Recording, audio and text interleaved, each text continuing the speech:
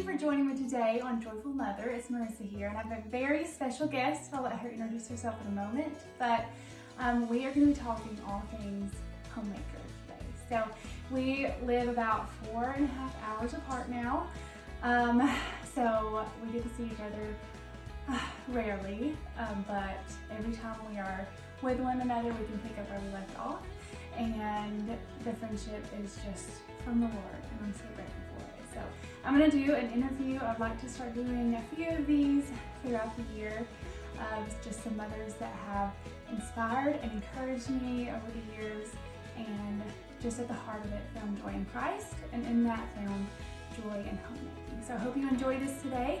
Stick around for some fun questions and laughter as we just sit and enjoy our coffee and hopefully bring some joy into your home.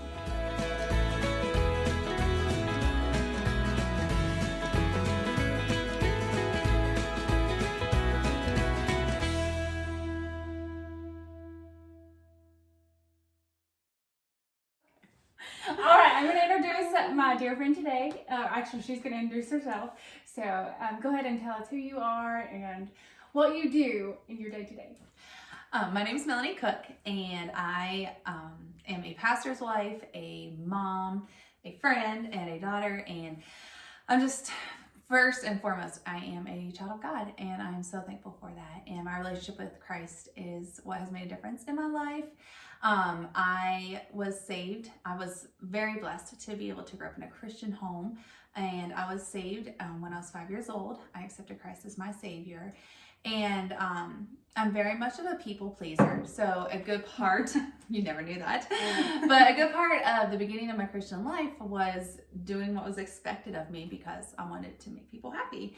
And then it was about the summer before my 7th grade year is when the Lord really grabbed hold of my heart, and I really became serious about my Christian faith and walk with Him. And since then has been, as my old pastor used to say, a series of new beginnings of the Lord. Is just a testimony of the Lord's faithfulness, and times where I would mess up and He would just give me new beginnings and just learning and growing. And I went to Bible college, and that's where I met my husband, and he's my very best friend. He's my favorite person. And I met Melanie through her husband, and they got engaged at our house. Yes.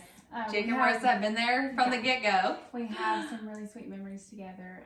But I remember, I knew Jaden, and I know he had a wonderful girlfriend, and I was like, who is this girl? I've got to know. So Jaden kind of got pushed behind to the side when I met her. Yes. Melanie. I love it. But I remember, I think my earliest memory of Melanie was her just serving the Lord with children.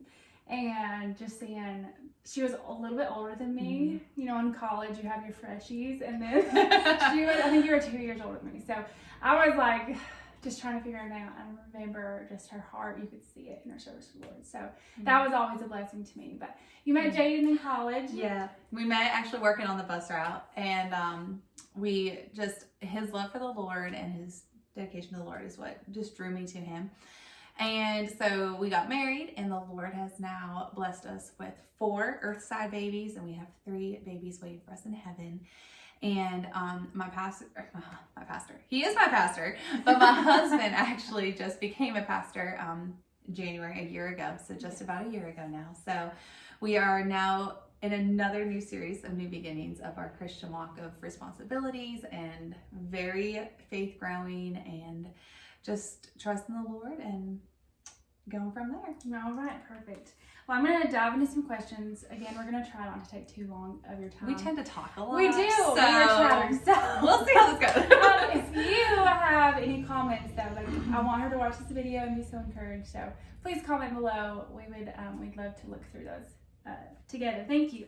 So tell me a little bit about your journey to motherhood. Not everyone starts out in life knowing exactly what they want to be. But I think for you, that was pretty settled early. Yes. So I always wanted to be a mom. I always wanted to be a wife. I mean, even as a little girl, what do you want to be? I want to be a mommy. And that has always, stayed true. I just wanted to be a wife and a mom was my highest calling and desire in life. And what a privilege, if I can interrupt. It is. Like, that has been, motherhood is kind of, in some places, it has taken second position in, even third. Motherhood is such a gift. And it is a honorable calling. And I'm not going to take all your time. But it's true. It is okay if the Lord has put it in your heart to be a mother and you think, that's all I want to be, like, that's okay. If God has called you to that. I just wanted to this is a motherhood channel. So I think it'd be fair for me to say that. But go ahead. It's so true.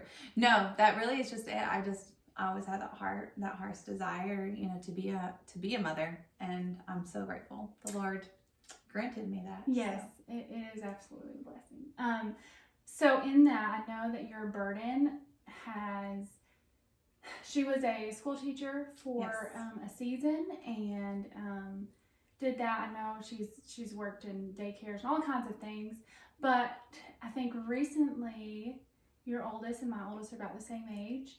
Homeschooling has always been in your heart. Yes. But it's really come to fruition, like diving into it. So kind of tell me about that. Yeah, like you said, like I actually, when I was in high school, I had thought about wanting to go into nursing, and the Lord just kept putting education on my heart. And yes, I did teach in the school for a little while in a Christian school, but my main motive behind getting a teaching degree was to be able to homeschool my children in the future, and as well as teaching my own children. But I just knew even in ministry, having that education degree would provide open doors for different ministries that the Lord may lead us to. I didn't know at that point. I didn't know my husband at that point, so I didn't know what the Lord had. But there are children that always need someone to look up to, someone to care. And if you can really just figure out how to connect with children, it makes a huge difference. Yes, and it opens so many doors. Missions is huge on our hearts, and at one point we were praying, would the Lord have us go to a foreign mission field, and especially on a foreign mission field, education as a teacher opens so many doors and opportunities through that. So that was like while trying to make a decision for my degree is a big reason. But then once having children, I really battled back and forth, and even back when we used to live in Knoxville, we worked on a church staff at a church there, and they had an amazing Christian school. Like it was the school I taught at, and I fully trusted the teachers. Like it was a great school, wonderful school, and even then, when we lived there, I kind of battled that because I still had that strong burden and desire to homeschool. But I was like, I have such an amazing Christian school available. Like, is it okay to still homeschool even though I have that that amazing opportunity present there? Which we've moved away now, and but the Lord just kept putting on my heart that, and I know this isn't the answer for everyone, but the Lord kept putting on my heart that He gave me those children to steward and to raise, and just what a high calling that is. And I think that's a good place. Like you said, it's not for everyone. Like I understand that, and not that like both of us have our teaching degrees. I could say honestly, that has not qualified me at all. What's qualified me is the Lord has put it in my heart and has called me to it. Yes. It definitely helps. Yeah. You can go back and remember things. It helps. It's a tool, and the Lord sees all and knows all. But I think that just being a mama and your children best and teaching them, goodness, there's so many resources, and that's part of it. Like, finding what works for your children. I know that with my girls, they're going to be different. Different. It's just not a cookie cutter, and not like one day they may end up in a good Christian school or a school setting. Like that is not out of the picture forever. But for these little years, I think we both share the burden. Like, this is training their hearts just as much as it is training them to read and write and do all the things. And that's so true. And especially like at this young age, kind of like you said, like, who knows if things are for seasons, and but for this season when they're so young and they're so like, this is a huge training year time that I wanted to be able to pour as much as I can and share the gospel with them as much as I can and provide as many opportunities in learning and life skills and ministry. I mean, especially even this past year, being a new pastor and pastor's wife, being able to homeschooling has enabled us to do so many more things in ministry and allow our kids to be a part of ministry so much more, which has been really a huge blessing. Yeah, you didn't know that was coming. No, I mean, I know you were praying about ministry since the get-go, but the Lord knew what He was putting in your heart and why. Yes. And He knows that. So,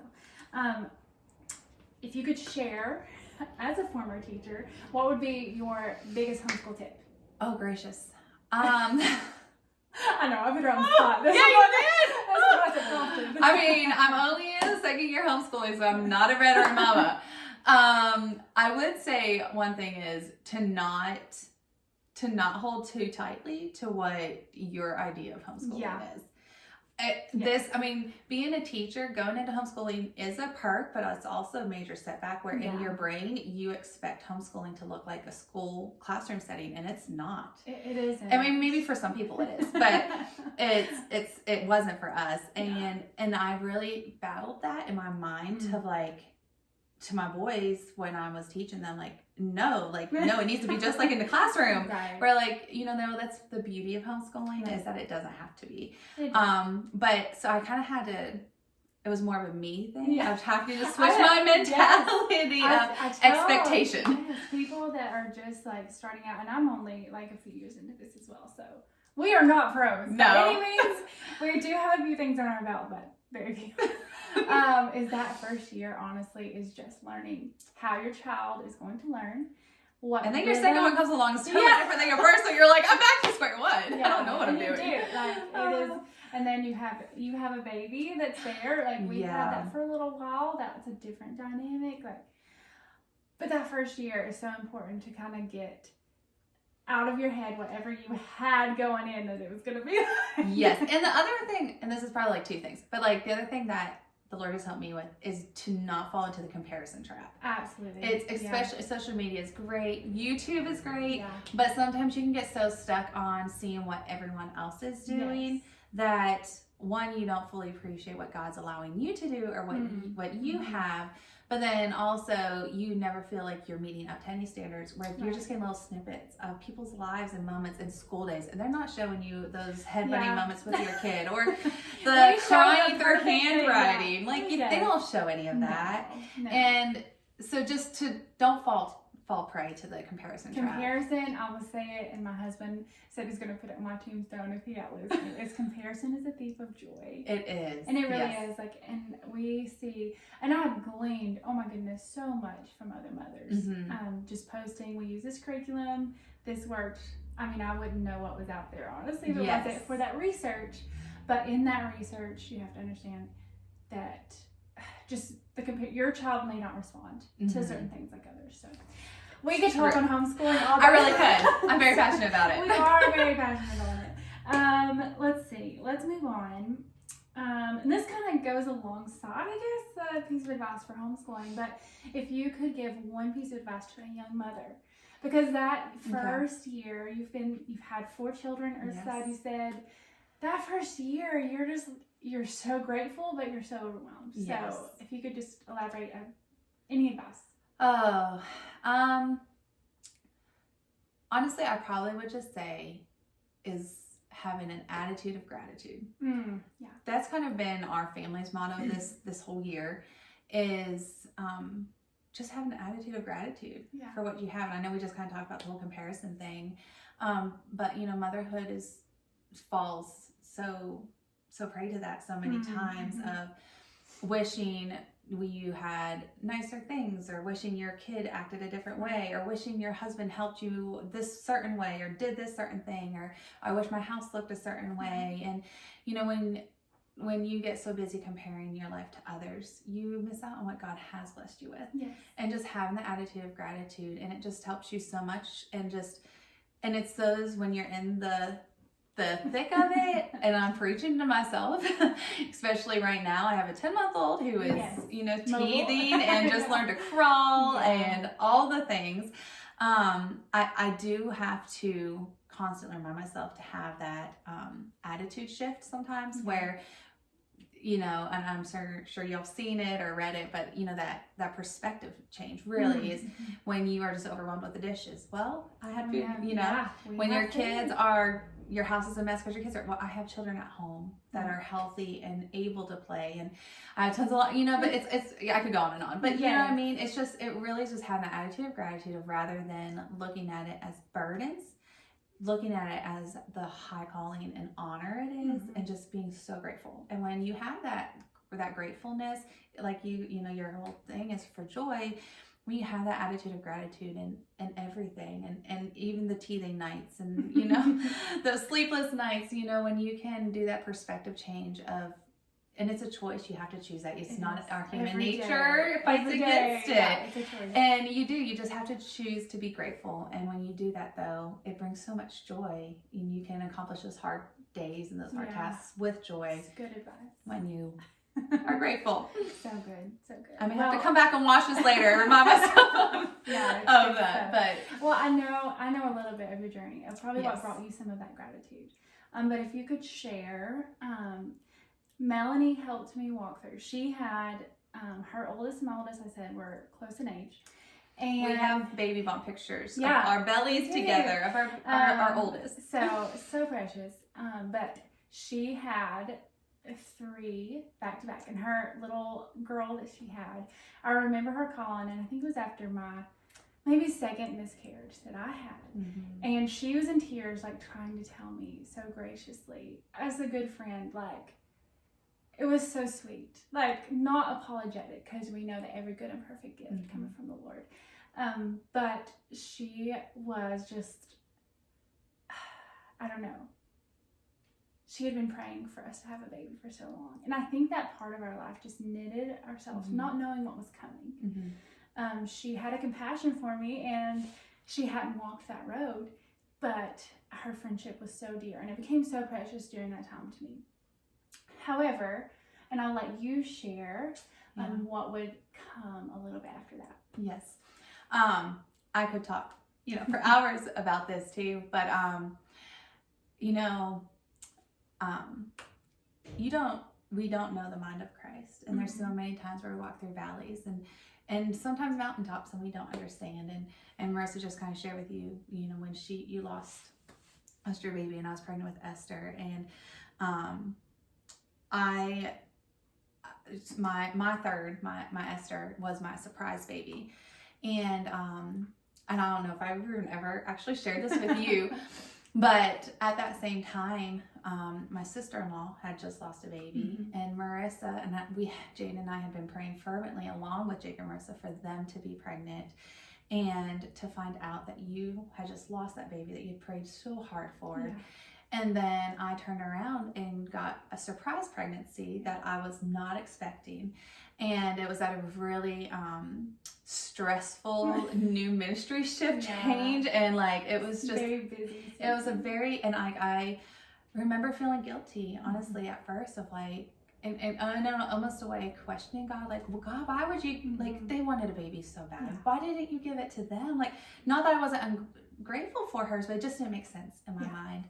And that call to you was so hard, and I just prayed so hard for it, but then knowing that 2 years later that I would be walking that road of miscarriage, and you had your Ellie by that point, and you were one of the first people to show up to me, and but then the Lord used Esther so many times that year to bring so much comfort and healing to my heart.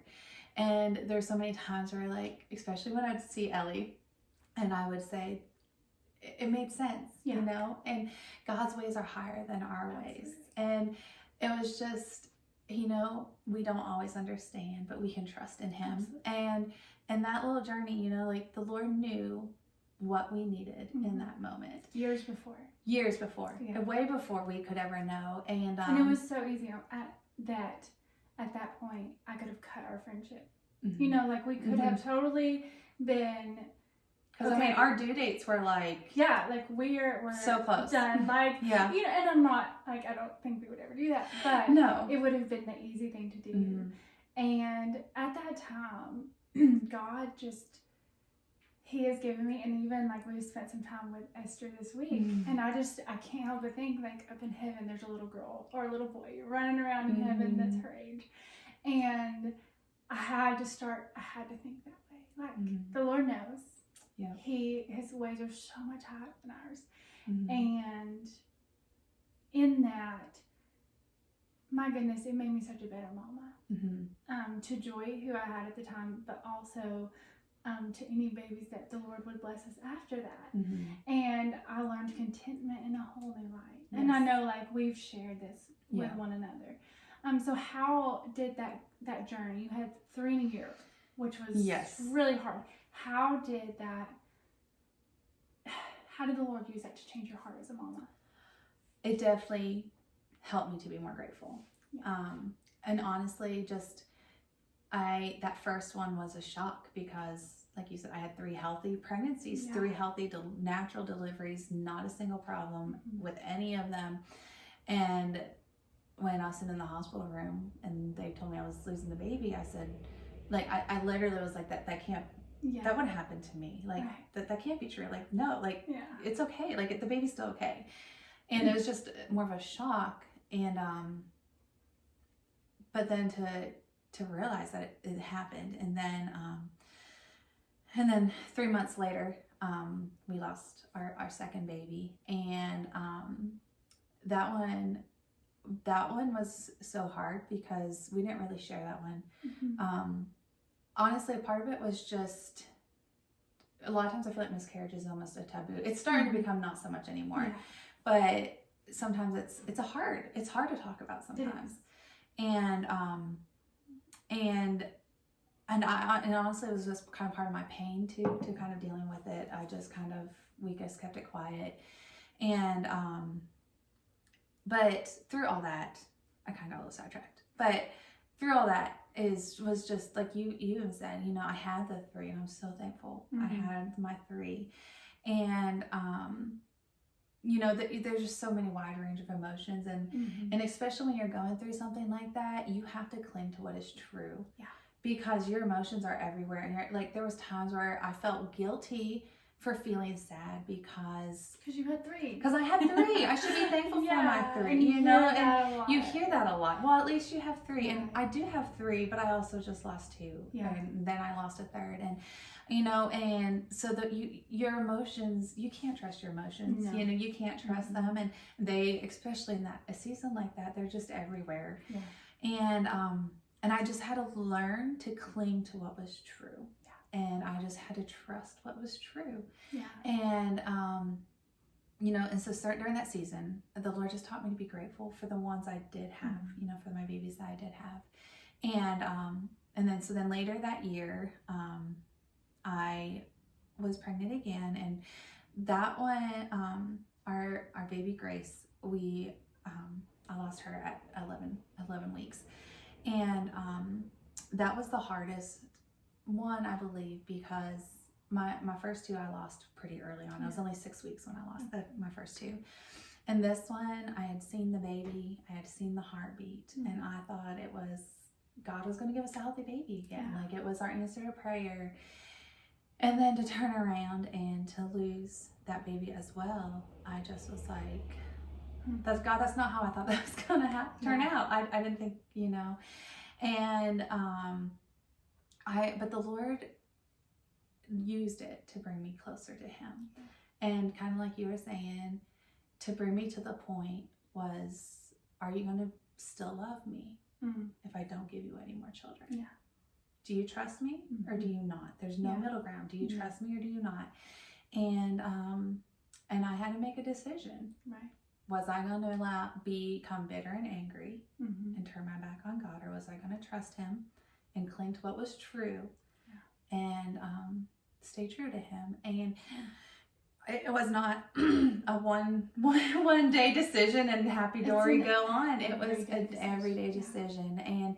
And fast forward now 3 years later, the Lord has blessed us with a baby, and I will say that his pregnancy was the hardest pregnancy I had, not only physically because I'm getting a little old, but emotionally. It was a battle of faith and trust.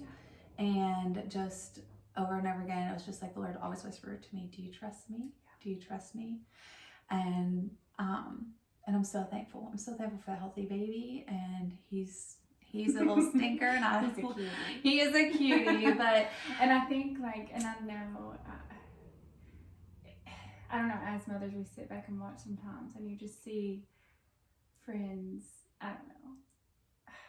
I just love to watch you with him. Like, what a gift you can see that perspective. And I've seen you with all of them. Like, it so really does. It helps you have a better. You truly realize what a gift life is. When you have lost it, when you have lost babies, you realize you don't take that for granted. No. You don't take a healthy pregnancy for granted. You don't take a healthy delivery, a healthy baby for granted. And, you know, and I know we kind of joke with your Ellie and my David. The Lord knew we needed a little extra grace of grace and gratitude. We needed extra cute. Yes, extra. And we needed extra grace. Yes. But yes, it's just, it gives you such a gratitude. You don't take it for granted. We could spend all day on this topic. Yes. It's very passionate. And I've actually not shared a lot of my journey. Was that bad though? Sure. No. Okay. No. I'm so sorry. No, you can share it. Okay. No, I have just, part of this channel, I want it to grow into an encouraging channel to mothers that may be walking through this. But I wanted you to get to know me and some of my hobbies. I'm like decorating and some passions that I have. Decorator, obviously. I enjoy it. But a lot of that has come from times of that pain. The Lord has given me things not to distract me, but to invest in. Like, I have time to do this now, to do a YouTube channel. He put that in my heart, and it really birthed from that heartache because I wanted to share. And I hope to share more of that. I will. I'm praying on how and what way, but it is a sensitive thing. And if any of you are out there dealing with it or know someone, social media can be an absolute curse, but it can be a blessing. And if you need any advice, prayer, just someone to say, "Hey, I am here, and I need someone to see me here." Like, I see you mamas with your heart breaking, or mamas that are just holding to that desire to be a mama, or those that have had miscarriage after they've had healthy pregnancies. I think that's looked over a little bit after they have healthy children, and then have miscarriage. It's kind of like, oh, you're fine. But I think you know the joy of motherhood, and so you're just like, you crave that, crave having children. So anyway, we'll move on. Maybe we can do another session on that. But you shared a little bit yesterday, kind of your journey to having your youngest. There was some health things that happened. And since I've known you, she's always been a wonderful cook. I asked her husband how he doesn't weigh like 400 pounds because she cooks so well. But share a little bit on what things you've kind of put aside, some things that you've introduced, just like a minute of that. Okay. Oh, gracious. Well, 2 minutes. Yeah. Well, when Esther, my third, was born, like I said, she was a surprise pregnancy. My second was only 6 months old, so there's only 15 months between them. And so I knew my health-wise, I needed to make some changes just physically for me to be able to keep up. And so when I was pregnant with her, I cut out sugar. I realized I was gluten-free when I was in college. So I've been gluten-free all along, but it's still, I've always been semi-health conscious, but still, the not super great option sometimes. And so, but anyways, when I was pregnant with her, I cut out sugar, and that helped tremendously. But the Lord's just really made me passionate about the health of, you especially our American culture, we see food as a sport or a comfort or just indulgence, where the Lord created food to nourish your bodies and to provide nourishment. And, you know, he gives us children to steward. He gives us lives to steward, but he gives us bodies to steward. And part of that is making healthy choices and nourishing our bodies and providing, taking care of our bodies through healthy foods and not poisoning our bodies and then wondering why we feel sick and awful. So that's kind of was a little mini back on why I am very health conscious. I don't do, I could talk for like a whole episode on healthy foods. I don't know how much you wanted me to go into that. So, I know, like, just being with them this week, I have, like, the Lord put on my heart probably about, a year and a half ago, like, some health conscious things.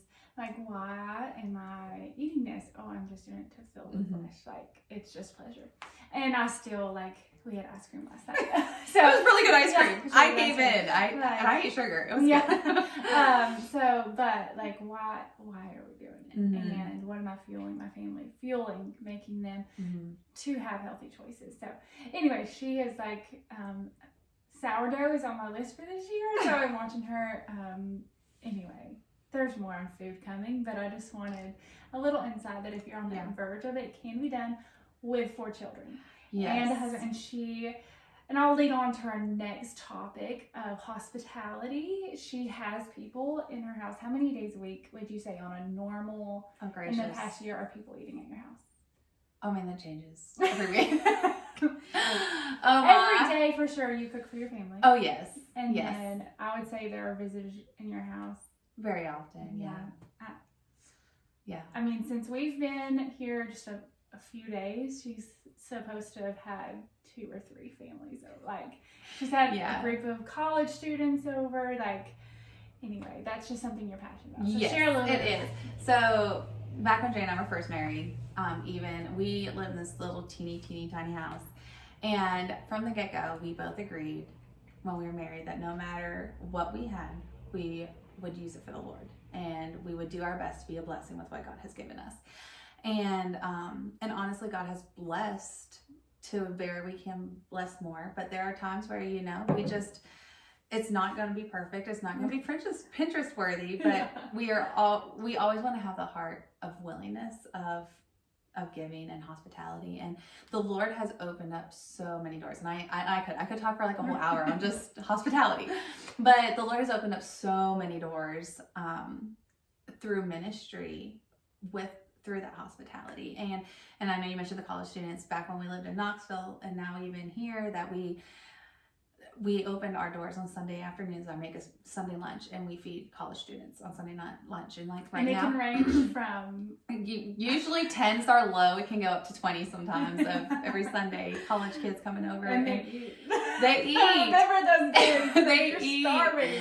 And it's their one home cooked meal sometimes of the week. But the Lord has used that, and sometimes I feel like the widow's mite, where sometimes I'm like, we're gonna make it stretch, and He always makes it stretch. There's always enough, and but the conversations that come around those dinner tables, and we've seen souls saved after Sunday lunches. We've those hard talks, those hard conversations, that discipleship, that pouring into happens around the dinner table so many times.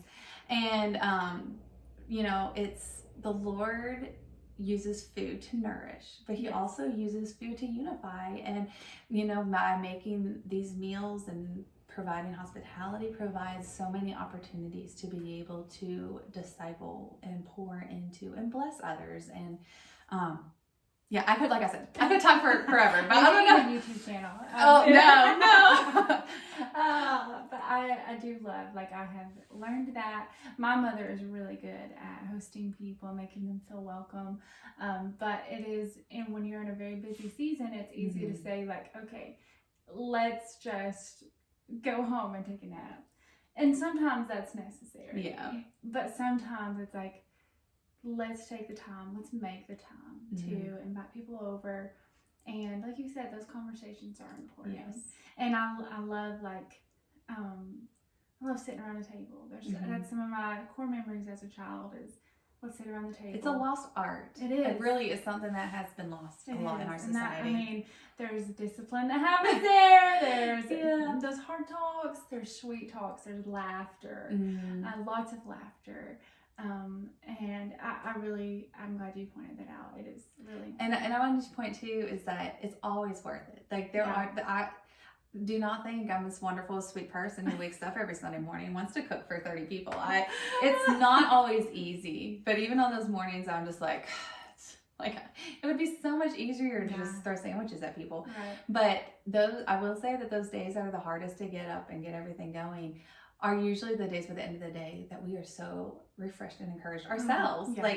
We want to be a blessing to them, but most times they end up being more of a blessing to us. Yeah. So it's always worth the effort. It is. And it doesn't have to be perfect. No. When we first started doing this in Knoxville, the Lord, it's been, like I said, the Lord works and helps us.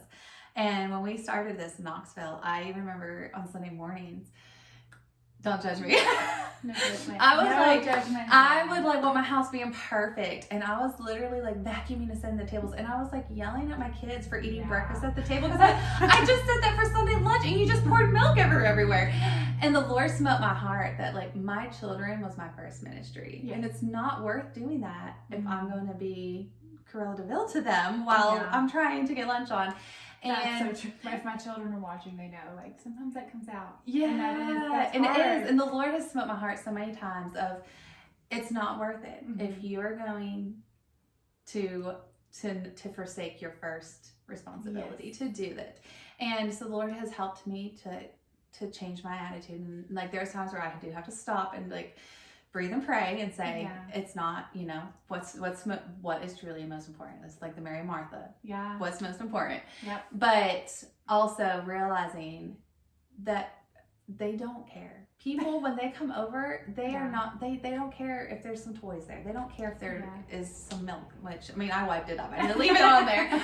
But I think so many times the fear of things not looking or being perfect keeps people from hosting, and it doesn't have to be perfect, and it's just people just want a willing, open. They do. And she's a wonderful cook. It wasn't her fault. Her smoke alarm was going off. She was making wonderful salmon. It was great. But the last time we had people over, my smoke alarm was going off. It was a wild mess, and there was flour everywhere. It does not have to be perfect. No. I remember the fellowship, and I remember the chaos. I don't think they did. Maybe they did. But it is sometimes it's a gift just for people to see you real. And a lot of you have seen my home after it's staged and not as lived in. I sometimes laugh. I'm this is my house, and I love having things put together. It's just, for me, it's almost go and get your nails done or your hair done. Or it's I want 30 minutes just to get my house together. But that's a luxury. It doesn't stay that way for long. People live there. So that is a good point. I'm glad you pointed that out. So we'll try to finish this up. I had, you said a new season, embracing things. You covered this a little bit, but if there was one thing you could do, I know this church this is your first church as pastor and pastor's wife. What could we as people in the church do to specifically encourage? I know we have basic things we need to pray. That's probably the biggest you would say. For sure. But practically, how can we help a pastor and his wife and his family? Yeah. Oh. And I know it varies by personality. Yes. No, it really does. I think two things probably stick out the most. But I would probably say one is having a willing heart. I will say the people that most times are the biggest blessings to us are just people who are just willing. Yeah. Willing to jump in and help and do whatever needs to be done. Yeah. And the church is the body of Christ, and it is made up of many members. Yeah. And just having people that that are just going to be willing and do it with a sweet attitude of, you know, that is such a blessing. It's just having a willing spirit to help and to serve wherever it may be. You know, it's just, you know, such a blessing. Like, for example, last week we had that, you know, snowstorm and our water pump froze up. We ended up having to cancel church. But, you know, our deacon was over here at 7:30 in the morning in the freezing snow out here, and was out there with my husband until right around 11 all morning, helping us get our pump unthawed, or thawed, not unthawed, thawed. And, you know, but just having people like that who you know that you could call and you're like, I'll be over it. Yeah. And just such a blessing. Oh, it's such a blessing. And the other one I'd probably say is just not putting your pastor's wife on a pedestal. We are humans. We are sinful humans that are just trying to do our best to serve the Lord, and just not putting them on a pedestal and expecting perfection from them, and showing grace at times, but also just realizing that, you know, we're not anything special. Like, we're not. And, you know, we just want to serve together alongside, you know, for the Lord. And, you know, we're going to mess up and we're going to make mistakes and learn as we go, and, you know, showing grace, to one another, and that love of realizing, you know, we're humans too. Yeah, I love it. I grew up in a pastor's home. Some of you know that, but that is, your pastor's home is not perfect. They're just in a position that they're going to answer a lot for. Yeah. And having grace, praying for them, that is so important. Much.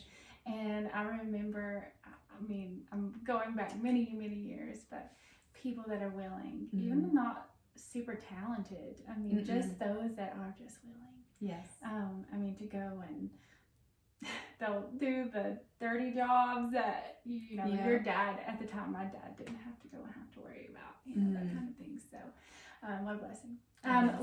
Lastly, and this is kind of my, you know, the theme of my channel, is joy in homemaking. Yes.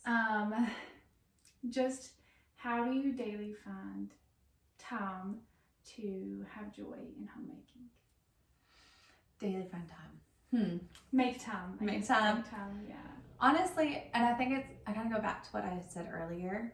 It's more so of having the attitude of gratitude. Yeah. Because let's be honest, there are seasons. This morning, all 4 of my kids were still asleep and I had to wake them all up for church. But for the most part, usually how it happens is I wake up early, and then the mornings I wake up early to try to have extra time with the Lord. Yeah. They decide to wake up early too. And then it's a long afternoon. Yes. And, you know, there are days where you don't have the time and it's chaos. And sometimes it's the minute I get out of bed, those things happen. And then it's like, oh, it's bedtime. And, you know, I didn't have any time to even breathe or much less sit down. And I really do believe it's just having that attitude of gratitude as you go throughout your day, and knowing that, you know, just being thankful. You know, the Lord tells us that, you know, you know, when we bring everything before Him with thankfulness, it gives us a peace that passes understanding, and a joy from Him. And when we live our lives of having that attitude or that gratitude of being grateful for the Lord, grateful for the blessings He's given us, it gives you that joy. You know, it gives us that joy, it gives us that peace that, you know, maybe the day didn't go the way we wanted, or the child's not acting the way we really wish they would, or whatever it may be. We didn't get that quiet time with the Lord that we wanted, that we still have the peace from the Lord, because we're going before Him and seeking His strength, not relying on our own strength. Absolutely. Seeking His strength and just being thankful. Good perspective. And I'm just like, the toddler phase was that chaos. Like, she would wake up, and both of them are a little older and kind of in a different season, but I still can find myself like doing laundry. I can't tell how many times like I've been down to do laundry, and it's like, this moment I'm going to take it This is joy. Do it for the Lord. Now doing it for the Lord. Yeah. And you can, it's like the Lord just meets you there, and you can have a little worship just doing the laundry you meant there. So thank you so much for joining me. And Thank you for sticking around for our first interview on my channel. I hope that you gleaned some things today, and again, if you could leave some comments or even share if there's things that you know would encourage others, I would love for you to do that. But as always, may you find joy in homemaking today.